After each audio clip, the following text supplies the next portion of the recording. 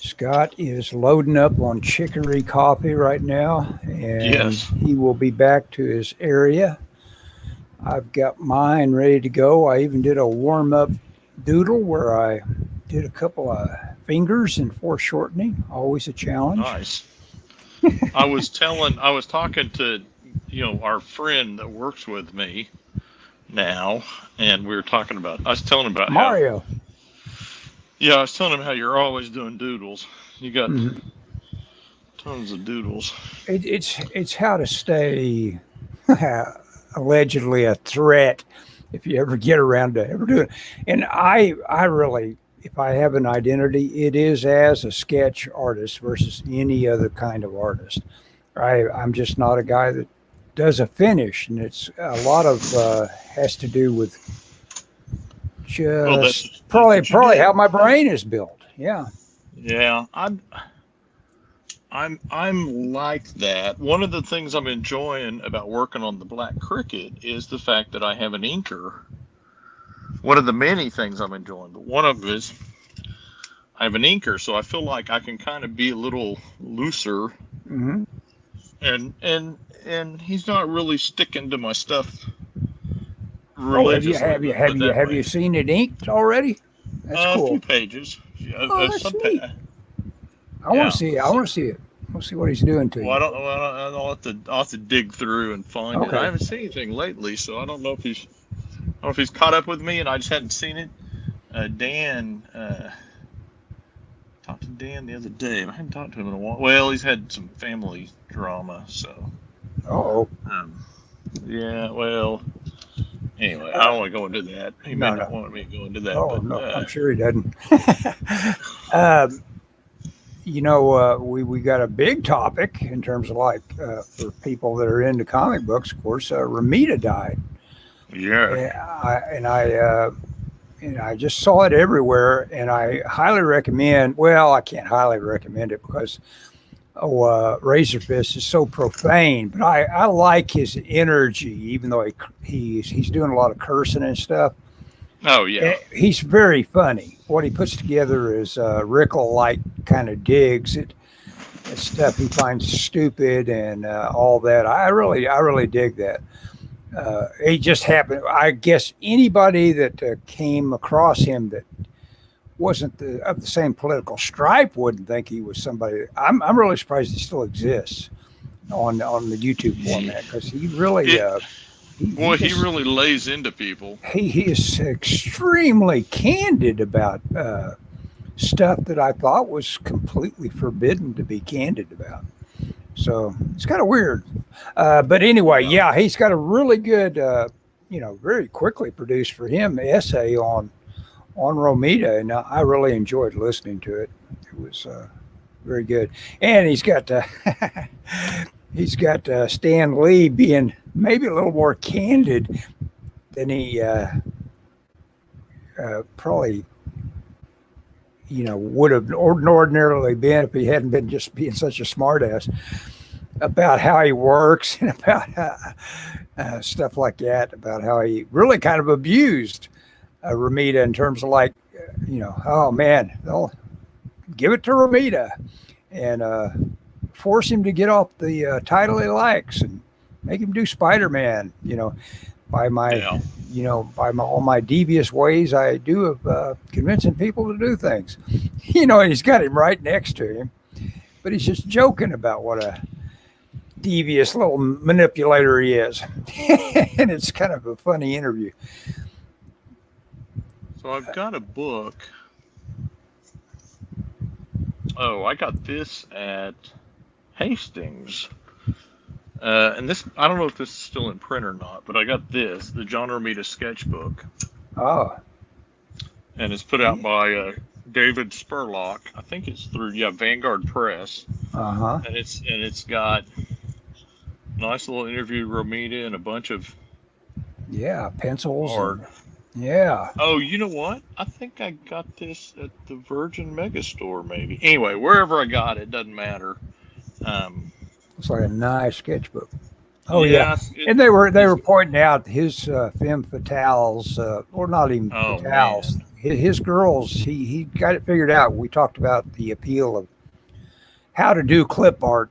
He had it really nailed in terms of like, okay, this is appealing. This is what you put in. This is what you leave out. And this is a line drawing of an attractive woman. Bingo. Yeah, you did it. That's good. Yeah. I would recommend this and this is definitely in print still. It's the IDW Artisan Edition, which is the smaller softcover ones. They did a hardcover one, those full size, but I like the small ones because they're readable. That's and beautiful. I got this because I just love. There are things I don't like about his style here, but there are things I do like, and this is. It's just, to me, this is the stuff that I've really been trying to lean into lately on my own work. Just kind of just a classic comic kind of style, almost like I consider like like Romita or Bashima, some of those guys in that era, kind of like almost like the Marvel House style guys. Mm-hmm. They're different in their own way, but not radically different like we'd see later with a lot of comic artists. Mm-hmm. Oh man, yeah. Razor Fist thing. He talks about everybody up until apparently a guy he really hates. I think it's Mark Wade. He says everybody just knocked themselves out on Daredevil except for the last 10 years of this guy. It was good. Of course, that's where he'll start to get profane and gross and all that. But I consider that kind of stuff kind of funny. Oh yeah, I like Razor Fist. Yeah, I've watched one of his video game things because he does live streams for video games, but I haven't found any that's been like a game I'm interested in and it just captured my attention. I guess that's it. That's his bread and butter, really. And at that, you don't tune into those to expect him to be a rapid fire wit. He doesn't. He's like Rachel Maddow on that count. All she does is read her prompter fast. I mean, she may have written it, but she had to write it first to get that kind of patter going out of her. She's got to have it figured out ahead of time. Have it canned. I don't know that I've ever watched more than 5 seconds of Rachel Maddow. Oh yeah, no. Who could? I don't know who. I don't care what end of the spectrum someone's from. If I find them obnoxious, I don't care what they think. And people are. A guy that I always thought was. It's like, how can anybody listen to this guy? It was Al Franken. I was just like, golly, what an obnoxious person. No matter what you think about him. Of course, anyway. And doggone it, people like me. oh, that's right. Wasn't that his character on Saturday Night Live? That was his character. Yeah, I gave up Saturday Night Live a long time before that came along. Literally, Ellis, the last time I watched Saturday Night Live, it was a repeat, but it wasn't an old repeat. It was Steve Martin doing King Tut. Okay. Okay. Yeah. So that's old.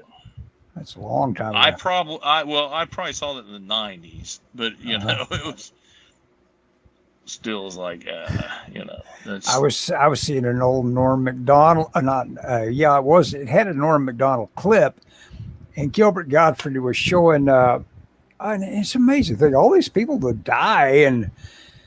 It just seems like yesterday they were all healthy and punk kids. Treat Williams died. Of course, Cormac McCarthy was 80 plus years old. I don't know if you saw that little comment. Razor Fist, or rather, Wim says Razor Fist is a Dennis Miller copycat. Yeah, Dennis Miller is. He digs pretty deep into going ahead and giving you a lot of insults about this or that. He usually keeps it, he keeps it clean, though. I can't think of anything.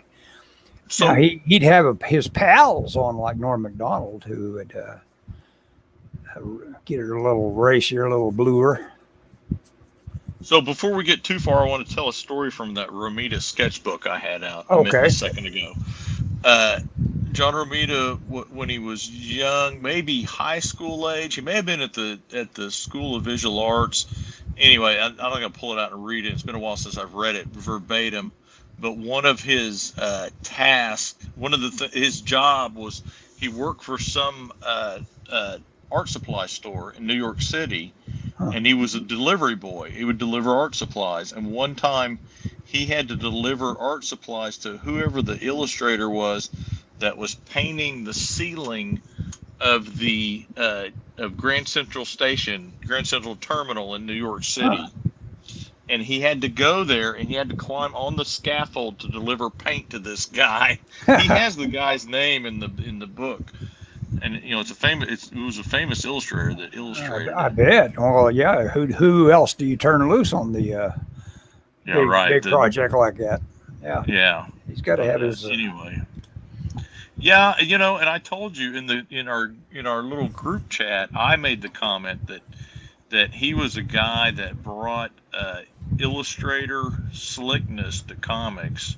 Mm-hmm. There's kind of if you look at comic art, there's kind of a trajectory, I guess, if you will, from the golden age people, and then Jack Kirby coming along, and then like some of the slicker guys like a Romita, and then later like a Steranko, or even kind of another direction, more like a Neil Adams. But they brought kind of an illustrator quality, because all those comic guys wanted to be illustrators back in the day. Oh yeah, sure. Or strip guys, or they wanted strips, but a lot of them wanted to be illustrators, but they just didn't have. Wally Wood wanted to do more than he did. Yeah, for sure. Yeah. But anyway, I always liked that story. About they all wanted to be for Frazetta, basically, and and of course Frazetta's arc, he probably could have got there quicker, but the siren song of Easy Money from Al Cap, when you got a family, it's like hey, this is a paycheck. This is keeping my family viable.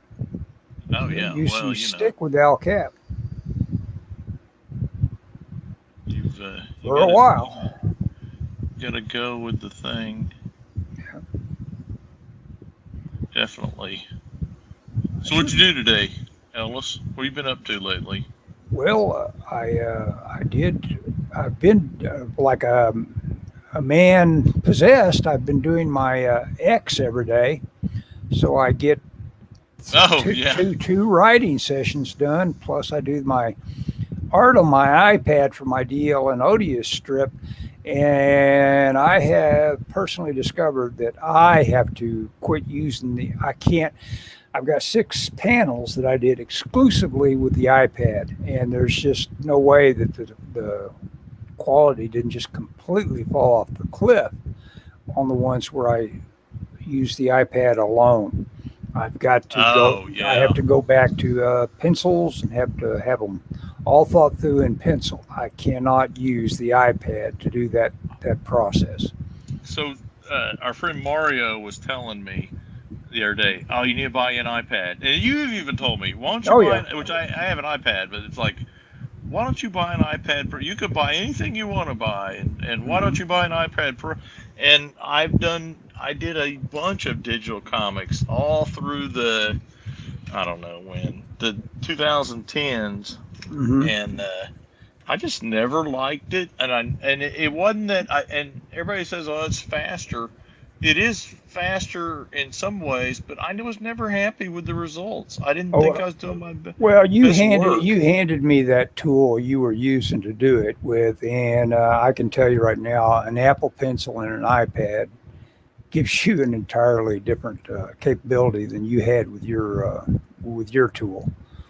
Well, maybe so, but I'm not doing it. Well, yeah, I'm not insisting you do it, but I'll tell you that's good, because you'll be disappointed. I'll be disappointed. I'm doing something different on this page, though. Oh yeah, I'll show you. I'm drawing it. Good. I'm drawing it slightly smaller. Yeah, and I bet I don't. you, I bet you, I don't. you I can't. improve from it. I can't. I can't tell any difference. I don't know. I did one page this way just to see. Let me see if I. I don't think I showed you. I Did you think see that'll this probably help page? your gesture a lot. I saw it when you were. It was Working on in it. development. You were working on it. I can't remember where I got to. Oh, I don't think you've seen this page. Wait, Wow. that's three. That's three. Let's see. Okay. So this is chapter 2. It's page 1, Mm-hmm. which is him blowing through this roof. In the last, so this is the last page of chapter 2, chapter 1. I mean, Mm-hmm. he's jumping, and then he blows through this. I don't know if that's the best transition in the world, but anyway, he blows through the roof of the burning building, and he falls in. Then he helps this girl that's been in the fire, smoke inhalation or whatever.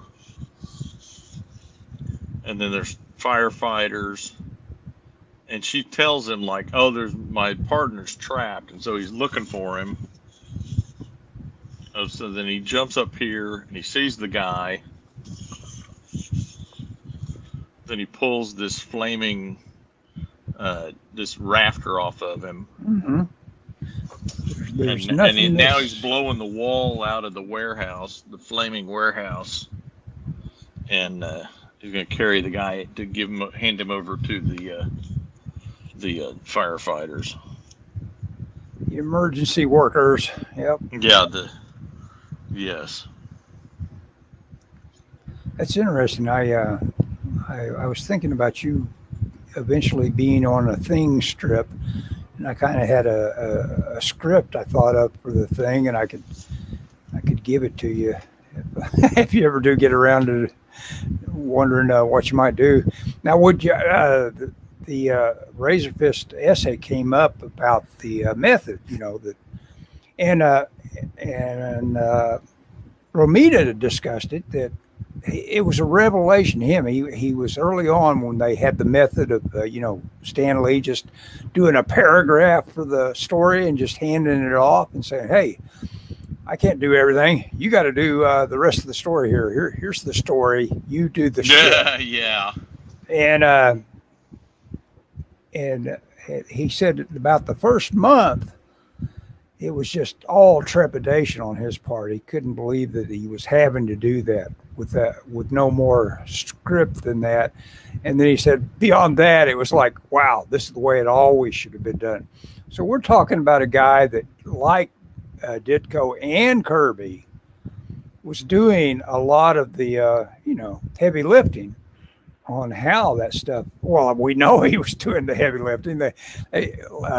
Stan Lee says we couldn't have stayed in print if it hadn't been for John Romita. During this, I got to send you the link to that essay. It is really worth watching because it does. Send me a link. You're talking about Razor Fist. Yeah, Razor Fist. Yeah, I'll post it. I'll add it to this too, since I'm mentioning it so much. But yeah, might as well. Yeah. I don't care who's offended. Let's see. I'm pretty sure I get all adults that watch this thing, so I'm not worried about it.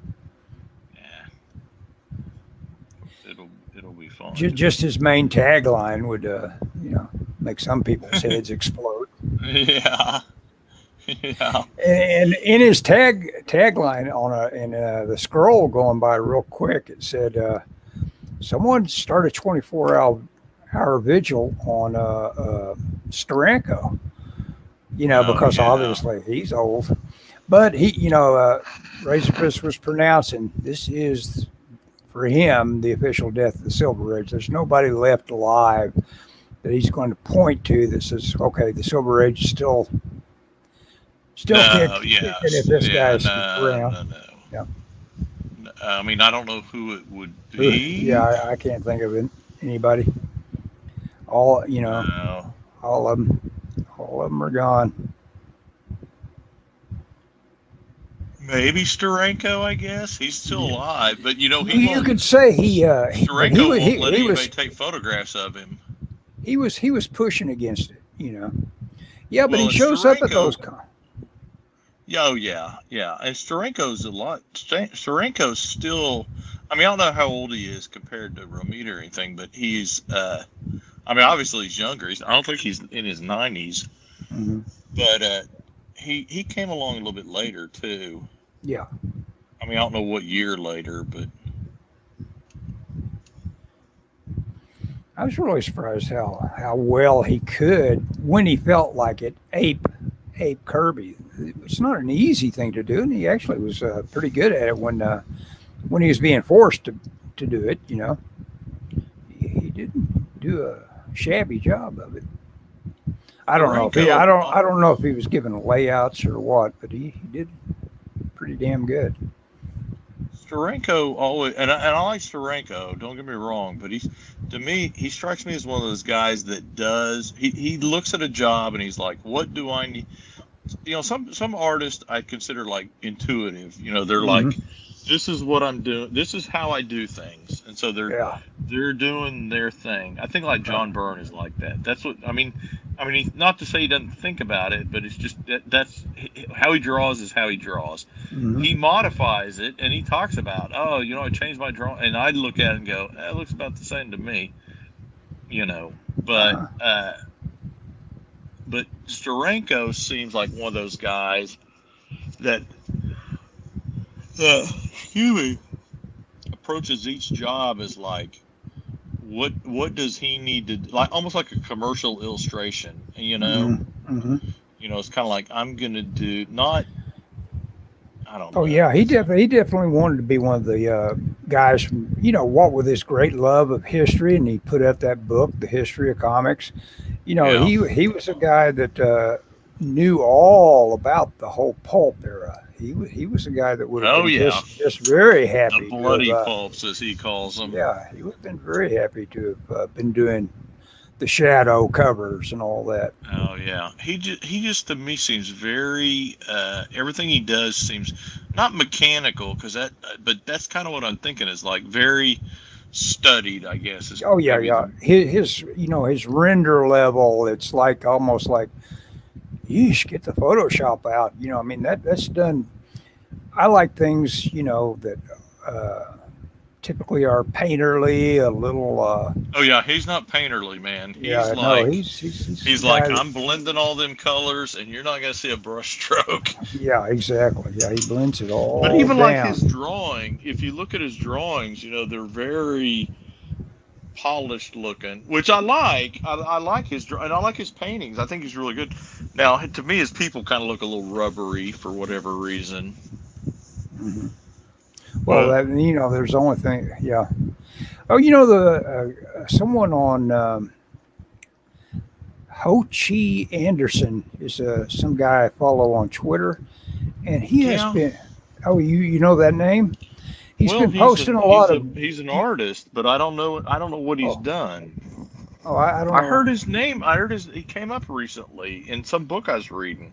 Huh. I mean, he's a comic artist. Oh, okay. I didn't know he was officially a comic artist. Yeah, but he doesn't do like superhero. I don't know what he does. Well, he's got a deep love of artists himself and everything, and he's been posting a lot on Instagram. Someplace that gave him access to a whole bunch of Gil Kane archives, and we get to see how Gil Kane used to go through quite a process of staying on top of things. He was a guy that was always trying to say, okay, I gotta. Well, and Steve Rude, reveals to us his process. Yeah. He's always going to school, copying stuff and everything, saying, "Hey, sketchbooks. I mean, full of.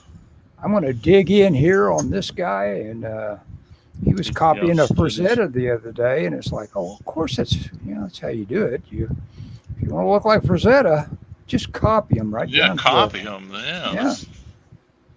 Yeah. Just transcribe. Yeah. Yeah, but and I'll be honest with you, that's that's one thing that kind of helped me, I think, in my figures, getting kind of a handle on them was I copied a bunch of John Burns stuff that was kind of a figurative, a lot of, and I glued it in the front of my sketchbook, and I would do doodles, and I'd look at it and be like, Mm-hmm. okay, this is how he's doing a rib cage, and Mm-hmm. this is how he's doing this, and I'm doing that now, not that deliberate, but with a lot of, I'm trying to surround myself with a lot of Bronze Age art. I have a Marvel calendar here. I have one at work, that one of those picture a day calendars, and I pull it off and study it. And if it's really cool, I put it to the side and hang on to it. It's just trying to, if you want a certain quality to your work, I think Yeah. like you said, that's how you do it. You study it. Mm-hmm. Yeah, and his postings were all these sketchbooks of Gil Kane were, as you look at it, you go, that doesn't look a whole lot like Gil Kane, but they were just, him going through a process, especially on anatomy. The guy. Oh yeah, he's famous for doing a lot of anatomy studies. Oh man, he was cranking that stuff out, all studying it every which way.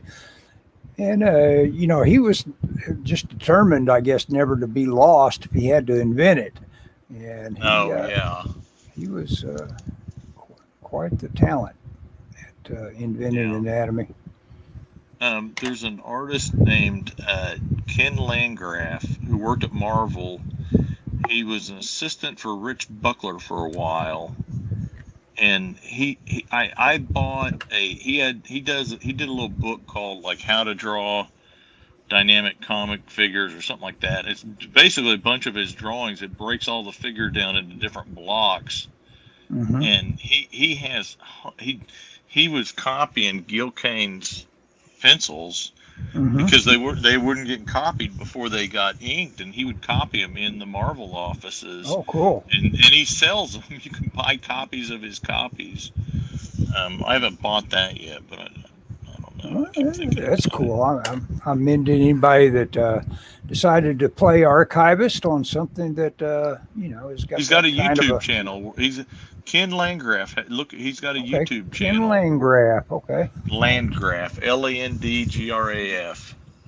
Landgraf. Got it. Yeah. What have you? I asked you last time. What was it you were reading that you were kind of into? I forget. I finished a lot of Hemingway stuff recently. I can't remember. I can't either. I jump around so much because it's terrible because I do a podcast. Oh yeah. And it's like, what'd you read this week? I don't know. Yeah. I read something. I think I don't know what it was. I've been reading too much. Yeah, well, I'm not in the. Nothing is grabbing me right now, so that's always bad. I'm buying these.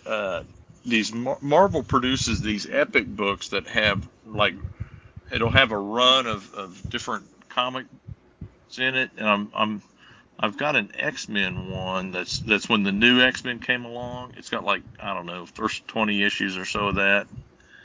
And I'm looking forward to getting. I'm supposed to have it in a couple of weeks. I don't think this weekend, maybe next weekend, but I'm looking forward to getting that. I'm gonna read. Because I told my wife, I go, these are kind of expensive relatively, but I was like, man, this is stuff I loved as a kid. I need to buy these. Yeah. But there was something the other day that was. I did came up, and I thought, I need that, but changed my mind. Yeah, I did buy this the other day. This came in the mail. Oh yeah, see you at San Diego. An oral history of the San Diego Comic-Con, and it's got all these interviews and pictures with people. It's cool, but I wish it told more of a story. I didn't, but it's cool. I picked it up. I saw it. I got it. I think cover price is $50. Oh, $40. I paid like 20, I think. It's a lot. But yeah, I mean it's pricey, but I mean it's a thick book. It's got a lot of pictures. That's kind of what, and it's more archival stuff, which I dig. You know. No, I'd it's the kind of stuff. I wonder if I could talk the library into getting that.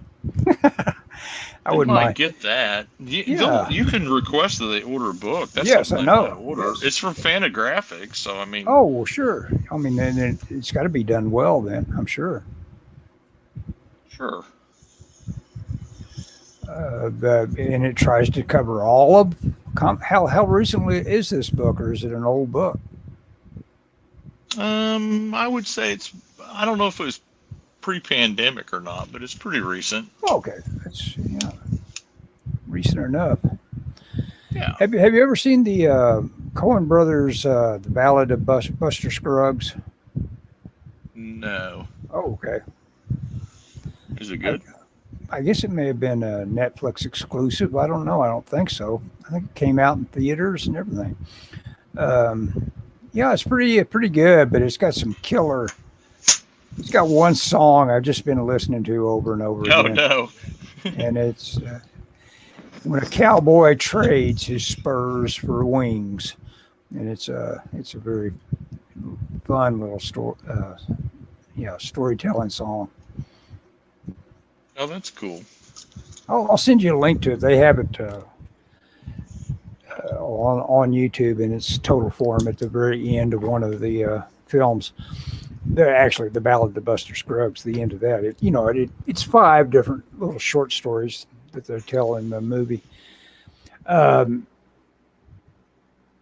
What's funny about the lyrics in it, they make up the word bindling.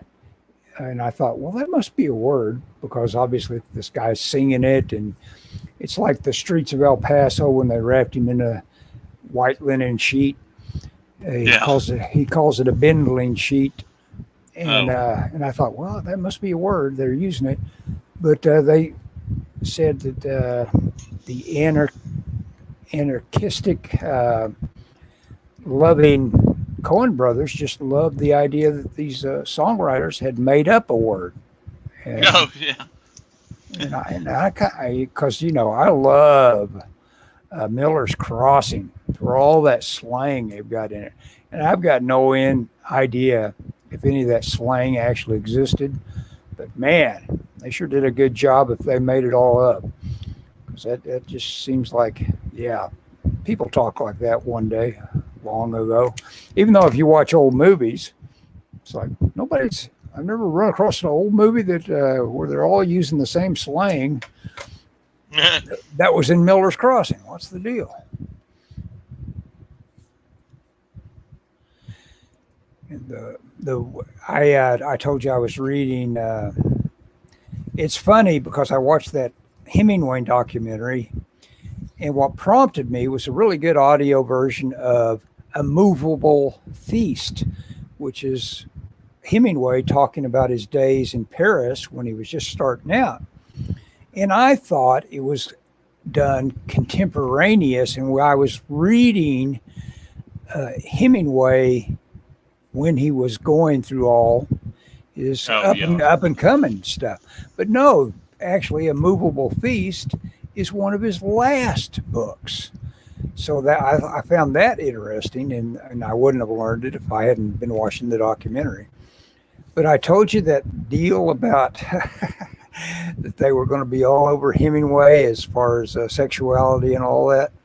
Sure enough, I mean, they start out with him. The mother dressed him in girls' clothes, not uncommon at that time. Oh yeah. And they end with just a whole lot of speculation about the female side of Hemingway. Yeah. And it's like, okay. Of course. But I tell you what, that guy had it rough at the end. He called his own father a coward for committing suicide, and actually 3 of the kids his siblings committed suicide. Oh, geez. So if there's a genetic predisposition, maybe there is, because you know he think eventually arrived at the decision himself, but he had a fairly good reason. He was just always getting his head smacked and getting a bad concussion, to where finally at the end he had lots of problems in terms of like pain and focus and all that. Oh yeah.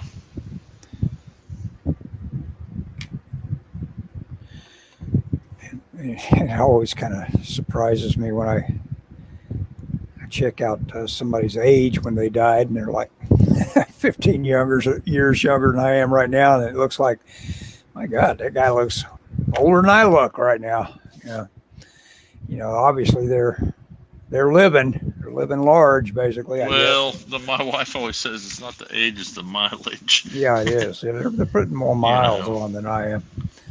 My cousin, she was the same age as my wife, and she looked 20 years older than my wife, but she was homeless for a while, so she lived outside. You know, that's horrible for you. Yeah. For your skin. I mean, well, living outside is not the ideal, but it's stress. I mean, you're just having stress. Oh yeah, stress, and that puts your eyebrows up to the top of your head at all times. You're always just looking around and saying, yeah, oh yeah. Got it's kind of a Corben looking thing. Speaking of, I'm completely happy with this, but it'll work. Yeah, I've been kind of obsessed lately with the what is called the Dan Harmon story circle, and it's a lot like the other guy that wrote the book Story. You know, he has a little circle. It's basically a derivative of that. And Harmon's circle is you, that identifies who our story is about. Next is need. That guy needs something. Now, when I say guy, it could be an entire organization. That could be you. It could be, and they need something. And then they go, they search, they find, they take, they return, and change. And more rain coming, guys. Of course, Wim is our local. He's around here with us. So there is. You can make this work. I made it work for Alien. You know, you can say, okay, that is a pretty nice way to look at just story.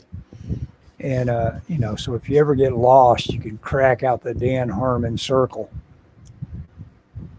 So here's that thing story I was going to hand off to you. So you're the thing. But it starts out with a firefighting going on in a small world. Here we go. Oh yeah, it's like. And we hear you know, they're desperate. They can't get the fire truck to in a spot they need to get some people out, and all of a sudden the guys at the end of the ladder that are desperate for the truck to get moved, all of a sudden say, whoa, they grab hold of the ladder. The thing is carrying the entire fire truck to where it needs to be to get I like to it. That. Yeah. And so then it's like they get one guy loose, but then they see somebody else on the roof says, we can't get him, you know, and he's got a kid or something. And so they see the flames driving back, and hey, Flaphawks checked in, and so all of a sudden they're hanging onto the ladder again. It's like, oh, hey, wait, something's going on, and then something burst past them. So, and one of them's line is, "What was that thing?" And and it is basically the thing, and he goes right through the wall.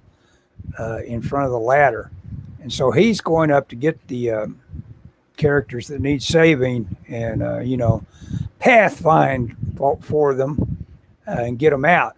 And basically, he lets them down via some sort of mechanism versus having to come down all the way through all the flames. You know, he'll pull some sort of cabling out or something like that, and let them down via that, or maybe, let the fireman be a hero and let him rappel down something he managed to give him. Anyway, so while he's there, he discovers who started the fire, and it's the human. Yeah. It's the Human Torch. Oh no! This is trouble. So they have a big fight, and then he discovers it's not the Torch. It's some scroll like. Some sort of. And he defeats it. And his final thing is he's had it. He's down. He's out. The flames are closing in, and all of a sudden the flames are completely dispelled, and the real Torch is there. Oh, okay. And that's to clear his good name. And then he returns. It'll have a real cool scene where the thing is entirely on fire. Basically, all the clothes he usually wears, so he can move around. And those have to burn off of him, basically. So that's kind of cool. Okay. That's kind of cool.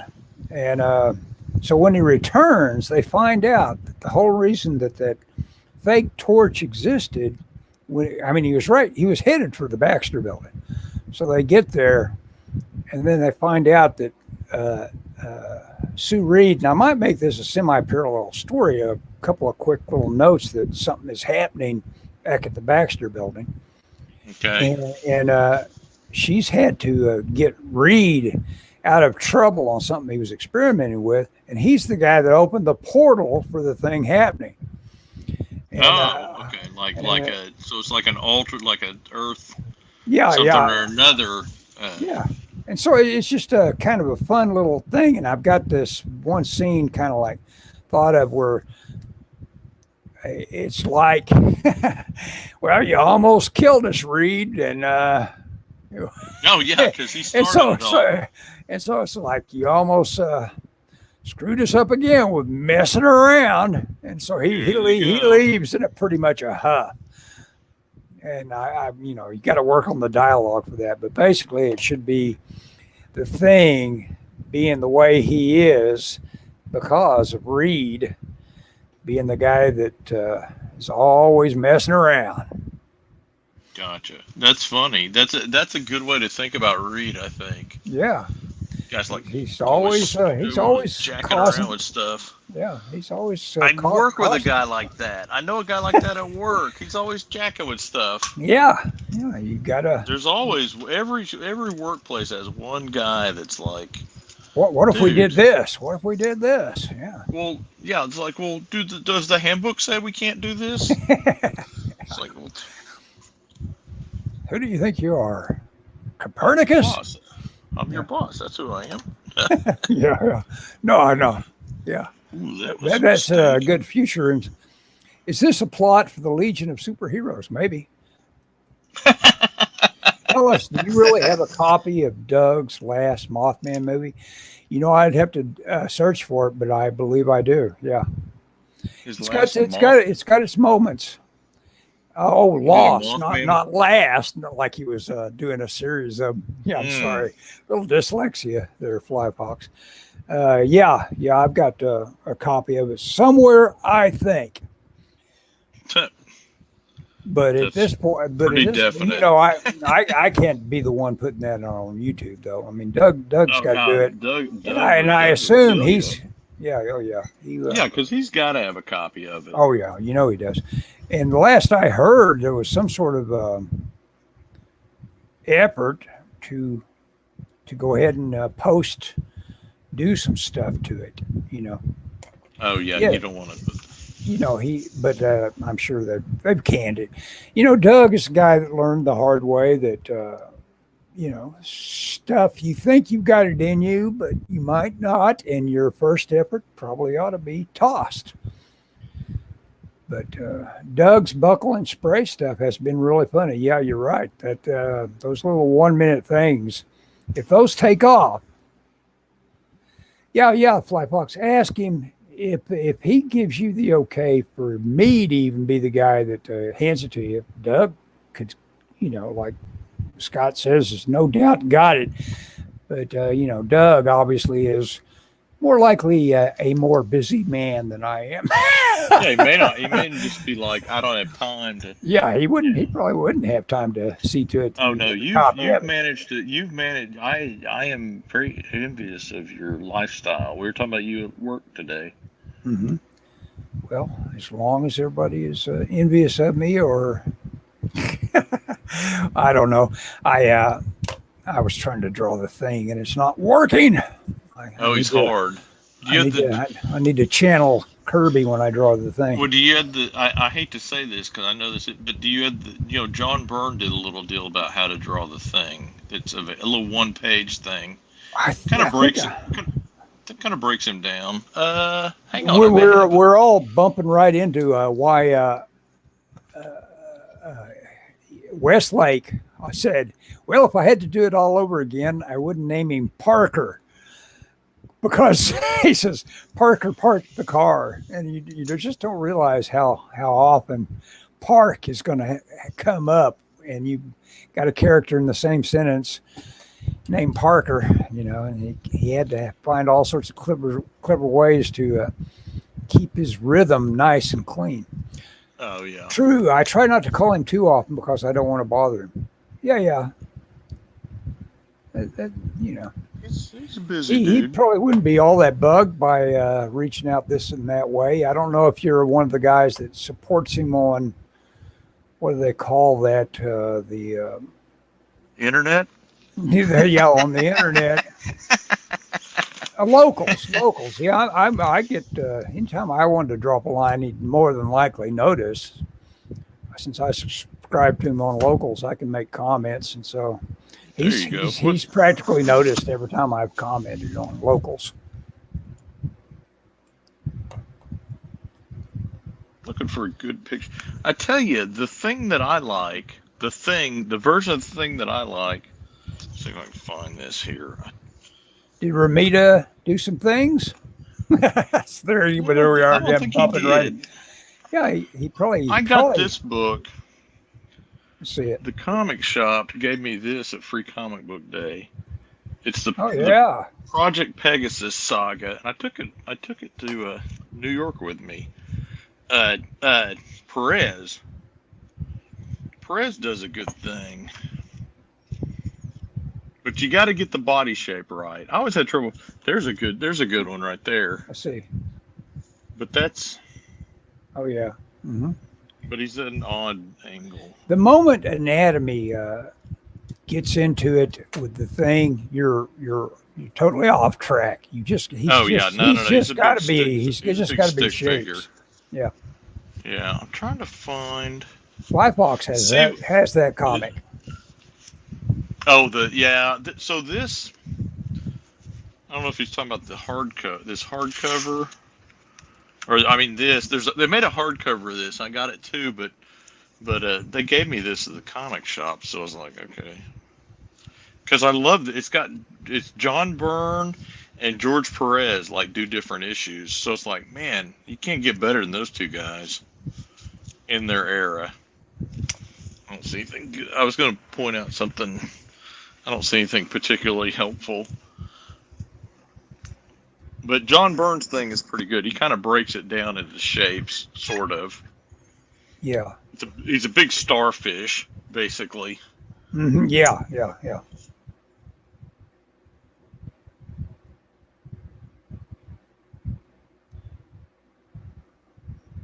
Watch like that in terms of there's still just certain kind of. It was on the discount rack. I pretty much only buy the used comics from the discount rack. Yeah. Oh yeah. Great old stuff. Yeah. What's funny is a lot of John Byrne's older stuff, if it's not his X-Men, usually it's pretty cheap. The back issues. I mean, relatively.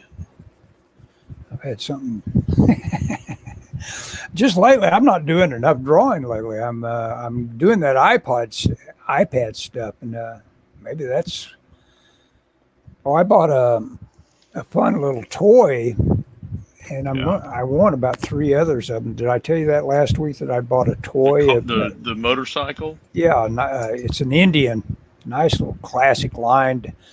Right before they Harley basically co-opted everything on 2 wheels out there,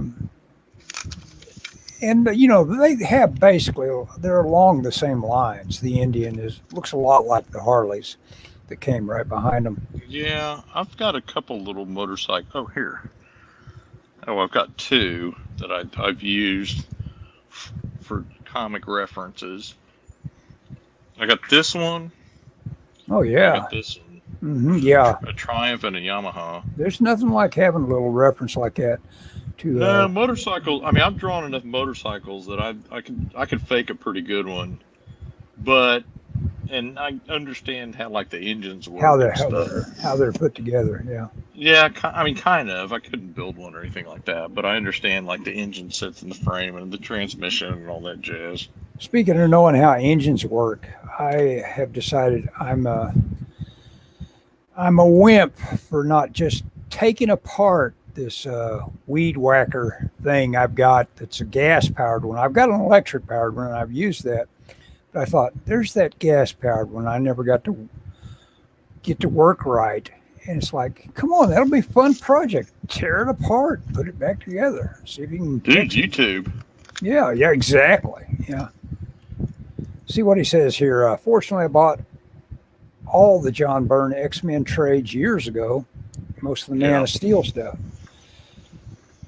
He's missing isn't that awful? Yeah, one of your collection goes missing, and now it's real expensive. It's like, I had that for nothing, and now I've got to cough up big time. Oh, I checked that lumber is cheaper nowadays. Guy, if he's been planning on building and making a shelf, maybe I ought to get out there now. It's not costing an arm and a leg anymore. I don't know if I talked about it on the show. Probably every week. I got this. This is the Dark Phoenix saga. Yeah, that's signed by Byrne and Claremont. Yeah. But I recently we were in New York. I picked this up for cheap. Oh yeah. And it's got all that in it and some other stuff. But they're reprinting all this. But this is like, well, it's volume 7, but I've got volume 5 on order, and volume 6 is coming out. So 5 is when the new X-Men come in. It's the new Genesis, they're calling it, and then 6 is like kind of the in between. So, but I haven't. But so when that comes in, I'm gonna read all that stuff, which I've read most of it. But stuff when you're a kid, it's cool to get. Mm-hmm. Anyway, but I just wanted it in some nice trade paperbacks I could pull off the shelf and read at any point. Yeah, I'm heavy on just having stuff as being art reference and not reading stuff. Even though I enjoy digging into the old. Look. Yeah, Fly Fox is jealous and envious of your massive collection. Yep. Well, when you're old, it's easy to have a massive collection. Yeah. If you don't lose it somewhere. Sorry, Ellis, Yeah. Well, that was just due to, I guess depression and all that kept me from using my brain to its full capacity. There was no reason to have lost that stuff. I could have figured some way to have put that stuff on hold in some way or other and gotten back with it and all that. I could have put it in a rental storage unit and left it there and eventually, mailed it back to myself piece by piece when I went back for visits or something. Of course, the deal is I never went back for visits. I haven't been back to San Diego. You haven't been back to San Diego? Since really? I got here. And it's like, I guess I knew that, but I didn't think about that. Well, you didn't. Yeah. But, that's just, I read about. I don't know. I don't know if I could live in Southern California, but again, this may be like propaganda to believe that something is such a way just because everybody says everybody's leaving, everybody's this or that. It might still be, from my perspective, from the ordinary guy's perspective, it might be just still every bit the paradise I remember it being, as far as a way to Well, live on a daily basis. I would say a couple things about that. One is, do you Fly Fox Pro? I would say the pre-burn Dave Cockrum stuff's pretty good, but some of that was written by Lynn Wine. Anyway, so here's what I would say about your San Diego thing, Ellis. Mm-hmm. Is it San Diego that you liked, or was it that period of your life? You know what? That's the other thing. I understand that my mother had this period where she had to. She just couldn't let go of thinking she could recreate her youth by her love of Gravelly, Arkansas. Yeah. And that may be it. That may be because it was good times for me that I'd be interested in thinking I could recreate it. Yep. Yeah, but I mean, if you went back, I mean, say if you could, you wouldn't be able to recreate that. Oh no, nothing. It's like me in Marvel Comics. I couldn't get the job I wanted in Marvel Comics without a time machine. Oh yeah, exactly. But to counter that, I would say, everyone says, "Oh man, New York City is like this horrible place, and the subways are terrible, and this and this." We went there, and I had no problems. Now, exactly. There was a lot of drug use, and there were a few places where I was like, I don't know about this. Times Square at night, there were a lot of people roaming around that I was like, Mm-hmm. Too sketchy. But there were a few sketchy things. But in terms of like having it being as bad as I was afraid it would be, nah, it didn't, And I ran into people when we were in New Jersey that were like, "Oh man, when I go to New York, I don't ride the subway no matter what." Well, I was listening to whatever the Rush Limbaugh show's called now. One of the hosts was saying, "I'm going to New York, and my wife made me promise not to ride the subway." And I'm thinking, man, I rode the subway a bunch. I probably rode it 60 times when I was there. Really? I mean, I rode it a lot. I rode it every single day, multiple times. Yeah. Cool. I dig it. The fact that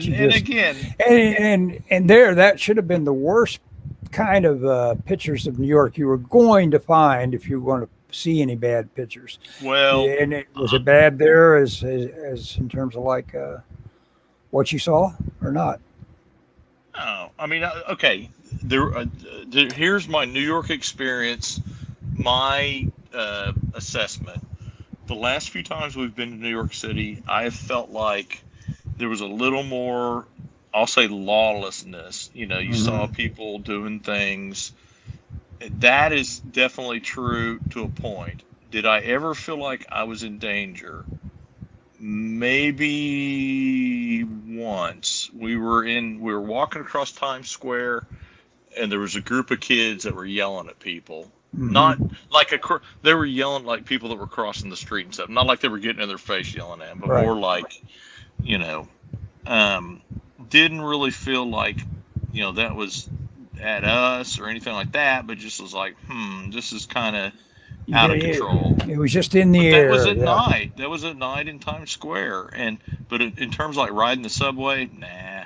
There was a lot of drug use, and I mean everywhere people were using drugs. That was a little shocking. Shouldn't have been, and I'm not talking about marijuana. I'm talking about like I saw people. I mean that's the first time I've ever seen somebody smoking crack. Yeah.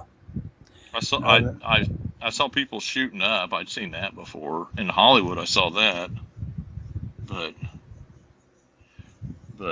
never smoking crack. And saw a lot of drug paraphernalia on the ground. Yeah. Discarded. That I didn't.